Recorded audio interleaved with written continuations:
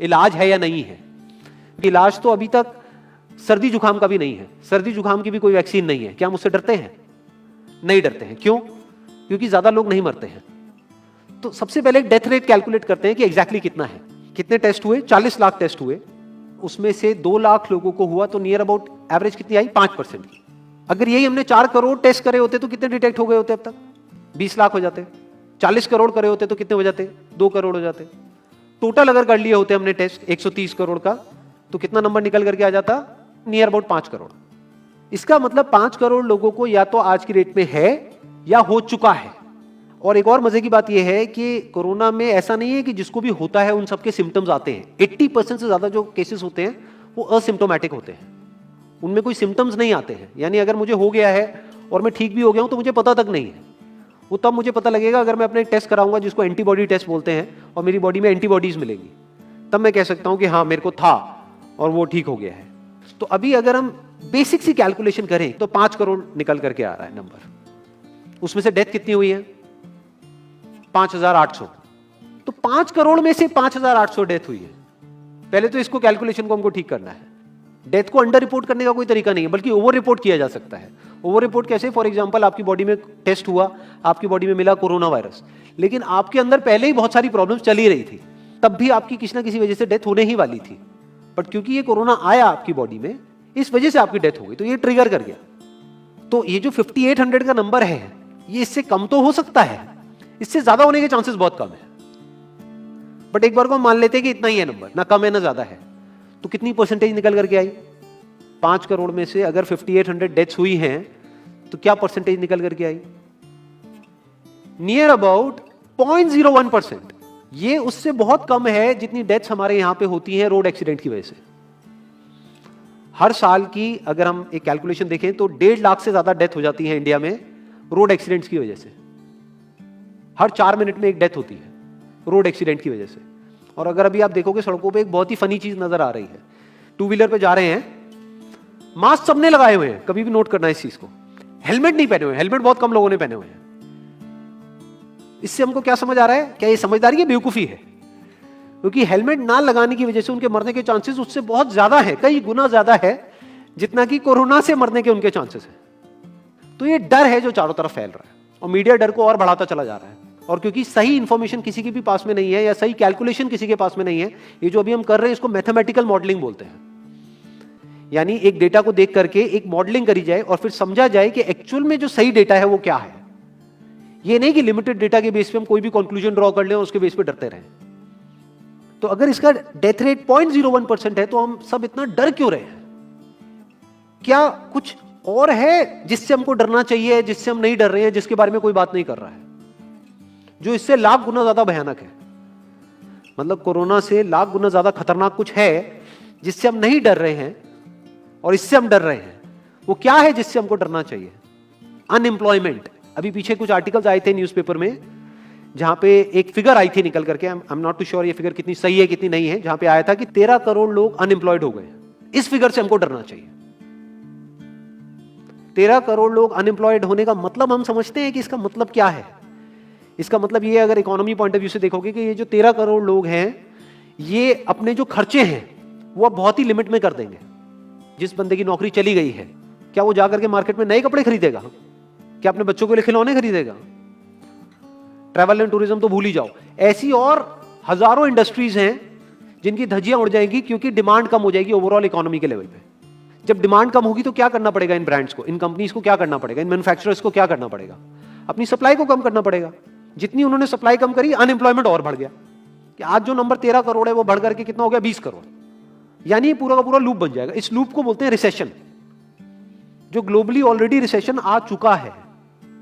और अगर यही रिसेशन और डीप होता चला जाए तो उसको बोलते हैं डिप्रेशन, जहां से एक इकोनॉमी को बाहर आने में 5 से 10 साल लगते हैं। तो इकोनॉमी का पहले ही बुरा हाल था, प्लस इस कोरोना की वजह से और बुरा हाल हो गया है, प्लस जो रहा सहा हमारा जो अपना डर है वो सिचुएशन को और खराब करता चला जा रहा है। और इस डर को हर कोई बढ़ा रहा है, कोई भी कम करने का काम नहीं कर रहा है।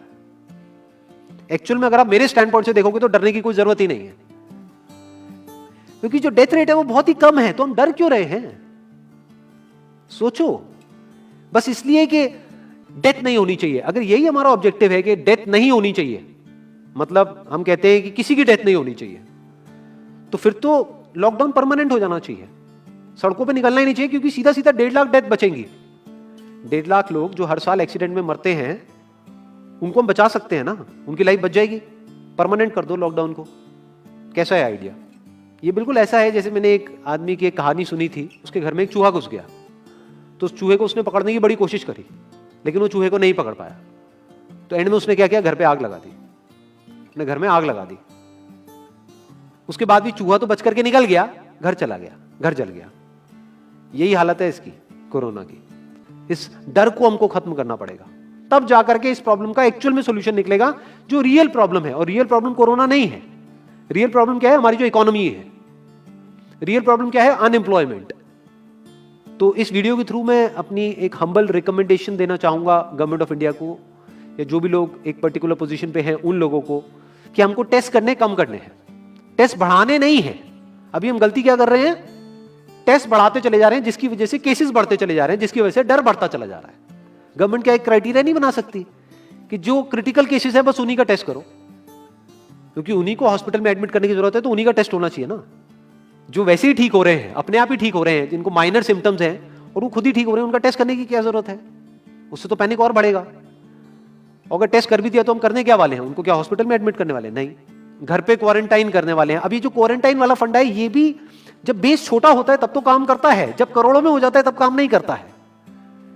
मैं अगर एग्जांपल से समझाने की कोशिश करूं, जो मेरी थॉट प्रोसेस है उसको इमेजिन करो। एक ऐसी सिचुएशन है कि हम एक घर में है और चारों तरफ से बाढ़ आई हुई है, और ये जो घर है हमारा वो ऐसा है, इसको इमेजिन करो जहां पे हजारों दरवाजे हैं। तो हम क्या करें, इसमें से एक दरवाजे को पकड़ लें और उसी को पक्का करते चले जाएं।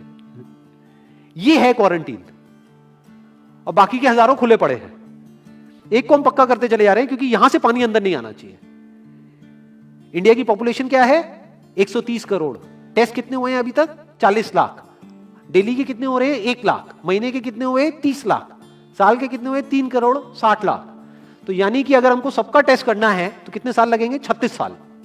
तो जब हमको दिख रहा है साफ साफ कि हम सबका टेस्ट कर ही नहीं सकते, तो हम टेस्ट क्यों बढ़ाते चले जा रहे हैं? या तो सबका टेस्ट करो और सब में से सबको देख करके सबको क्वारंटाइन कर दो। ये बिल्कुल ऐसा हुआ कि वो जो घर है जिसकी मैंने अभी बात करी, या तो उसको हर तरफ से सिक्योर करो कि अगर उसके 1000 दरवाजे हैं तो एक को बंद मत करो, सारे बंद कर दो। तब आप कह सकते हो कि यहां पानी अंदर नहीं आएगा, कि हमने 130 करोड़ लोगों का टेस्ट कर लिया है, उसमें से केसेस निकल गए हैं 6 करोड़, और 6 करोड़ को हमने क्वारंटीन कर दिया है। अब ये आगे नहीं फैलेगा, अब 6 करोड़ से 10 करोड़ पे नहीं जाएगा। बट हमने टेस्ट ही करे 40 लाख, जिसमें से केसेस आए 2 लाख। अगर इन 2 लाख को हमने क्वारंटीन कर भी दिया तो बाकी करोड़ों लोग तो बाहर घूम रहे हैं ना। तो उससे होगा क्या? तो अब हमको समझ जाना चाहिए कि इसको रोकने का कोई तरीका नहीं है। तो अब इसका प्रैक्टिकल सॉल्यूशन क्या है? गवर्नमेंट की तरफ से हमको सिर्फ ये इंफॉर्मेशन चाहिए कि भैया अभी कितने बेड्स ऑक्यूपाइड हैं आपके स्टेट में, और अभी कितने और आपने अरेंजमेंट कर रखा है और कितने और कर सकते हो। अब वो बेड चाहे किसी हॉस्पिटल में हो चाहे किसी होटल में हो। और प्लस ये इंफॉर्मेशन क्यों नहीं जा रही लोगों के पास में कि इतना डरने की जरूरत नहीं है जितना आप डर रहे हो।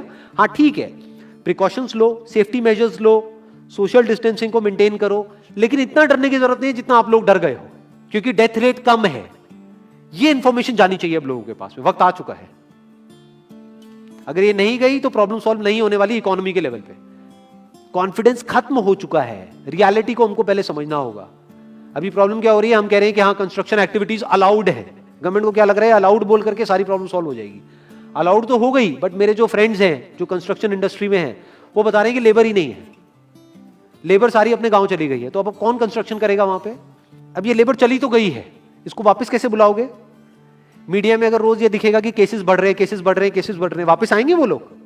1 से लाख नहीं आएंगे। तो उनको मीडिया में क्या दिखना चाहिए, न्यूज में क्या दिखना चाहिए? कि अब ये प्रॉब्लम सॉल्व हो रही है। तो लोगों के अंदर का डर निकलना चाहिए। यानी जो भी मैंने अभी तक कहा, अगर मैं उसको सम अप करूं तो वो क्या है प्रैक्टिकली, अगर पॉइंटर्स में सॉल्यूशन देखा जाए। नंबर 1 मोस्ट इंपॉर्टेंट, टेस्ट धीरे धीरे हमको कम करने हैं, बढ़ाने नहीं है। दिन के 1 लाख टेस्ट हो रहे हैं, मैं ये नहीं कह रहा कि एकदम से 10,000 कर दो, 1 लाख के 90,000 कर दो, एटलीस्ट बढ़ाओ मत।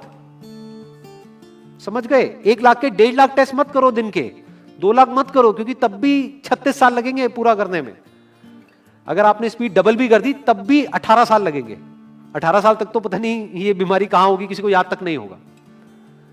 तो करना क्या है गवर्नमेंट को, अगर थोड़ा सा सेंसिबली चले कि टेस्ट को धीरे धीरे कम करते चले जाओ, यानी 1 लाख से 90,000 कर दो, फिर कुछ दिन बाद 80,000 कर दो, फिर 70,000 कर दो। इसकी वजह से क्या होगा, मीडिया में केसेस कम होते हुए दिखेंगे, अखबारों में केसेस कम होते हुए दिखेंगे, हर जगह पे जहां पे अभी आ रहा है कि अभी तक की सबसे बड़ी फिगर, आज तक के सबसे ज्यादा केसेस, वो सब धीरे धीरे कम हो जाएंगे।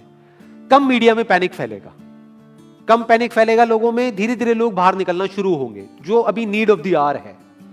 धीरे धीरे लोग बाहर निकलेंगे, धीरे धीरे डिमांड बढ़ेगी, धीरे धीरे लोगों में कॉन्फिडेंस आएगा, धीरे धीरे लोग जो गांव चले गए हैं वो वापस आएंगे।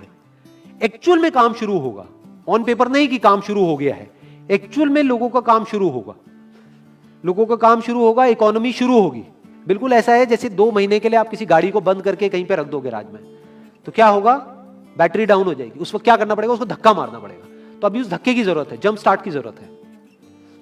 अब जो टाइम है वो डरने का नहीं है, इस डर को खत्म करने का है, क्योंकि कोरोना ने जितने लोगों को नहीं मारा, ये डर मारने वाला है असलियत में। तो अब इस डर को खत्म करने का टाइम आ गया है। अब हम सबको मिलकर के दिमाग ये लगाना है, ये नहीं कि डर को कैसे बढ़ाएं, बल्कि दिमाग ये लगाना है कि डर को कैसे कम करें या खत्म करें, और लोगों के कॉन्फिडेंस को कैसे वापस से लेकर के आए।